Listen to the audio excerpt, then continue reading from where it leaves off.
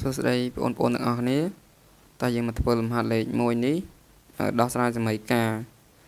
អញ្ចឹងសមីការនេះមានភាពបែង5អញ្ចឹងយើងអាចតម្រូវភាពបែងវាឲ្យដូចគ្នាហើយលុបភាពបែងចោលក៏បានដែរអញ្ចឹងនេះភាពបែង x នេះភាពបែងវា1អញ្ចឹងយើងគុណវានឹងឲ្យដូច5នេះយើងគុណក្រោមនឹង5បាន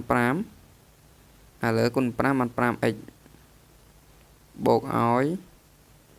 អានេះវិញយើងទុកដែរ30កតាឲ្យ20ដក x ស្មើឲ្យអានេះវិញភាពបែងវា1អញ្ចឹងយើងគុណ5ឥឡូវ5 3ដង40សេច0ត្រាទុក4 5ដង5 5 4 9អញ្ចឹង90អញ្ចឹងពេលដែលយើងប្រោភាពបែងហើយយើងអាចលុបភាពបែងចោលអញ្ចឹង 5x បូកឲ្យ30កតាឲ្យ20ដក x ស្មើ90អញ្ចឹងយើងនេះគុណពលាតមក 5x ទុកដែរ30គុណ20វា600ដក 30x មក90យើងទុក 5x មក 5x ដក 30x យើងយក600ទៅនោះបាន90ដក600ចឹង5ដក30នៅសល់ដក25 90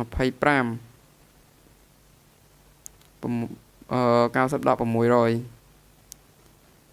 យក600ដក90នៅសល់510សល់ដក510ចឹងយើងទាញរក x គឺស្មើឲ្យដក510លើឲ្យដក25ចឹងស្មើឲ្យ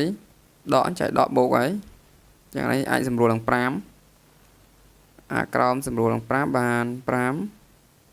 ហើយលើចែក5 5ចែក5បាន1 5ដង5 5សង5 0ទម្លាក់1មក1ចែកឲ្យ5បាន0ដងទម្លាក់0បាន10 10ចែក5បាន2អញ្ចឹងបាន